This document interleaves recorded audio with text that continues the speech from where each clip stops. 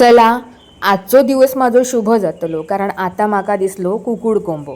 सकाळी सकाळीच कुकुड कोंबो दिसलो की आमच्या मालवणी माणसात असा म्हणणं असा की असा म्हटला जाता की आजचो दिवस खूप छान जातलो. हयतो बघा हयतो कावळ्यासारखो आता दिसाक लागलो. कावळ्यासारखो दिसता हो, तेका की नाही घाट माथ्यावर लाल कावळा असा पण म्हणतात. तर मग चला तर मग आजचो दिवस नक्कीच शुभ जातलो. तुमच्या तिकडे काय म्हणतात कुकुड कोंबो दिसल्यानंतर? आणि कुकुड कोंबो म्हणजे भारद्वाज पक्षी बरा का.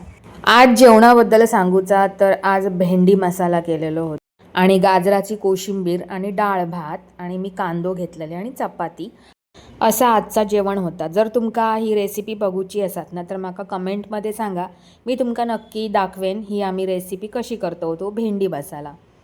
हल्ली वातावरणात भरपूर हीट वाढली, पण माझ्या तब्येतीचा सगळा गणित बिघडलेला असा.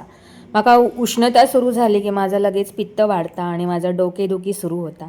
दरवर्षीचाच माझा असा, दरवर्षी असं नाही, वर्षभर वर्षाचे 12 महिने माझं डोकेदुखी चालूच असता. पण उष्णता वाढली की जास्त दुखता. आणि दुसरा काय माहिती आहे, ह्या वर्षी काय प्रॉब्लेम झालो माझा भरपूर डोक्या दुखता, त्याच्याबरोबर माका भरपूर चक्करसुद्धा येता, म्हणजे वर्टिगोचा त्रास माका सुरू झालेलो आहे ह्या वर्षापासून. स्थिर उभ्या राहवतच नाही, खूप प्रॉब्लेम झालेलो असा माझो. गोळी घेतलंय तर दिवस कसो बसो जाता, रात्र सुरू झाली की माझा व्हर्टिगोचा त्रास प्रॉब्लेम सुरू होता.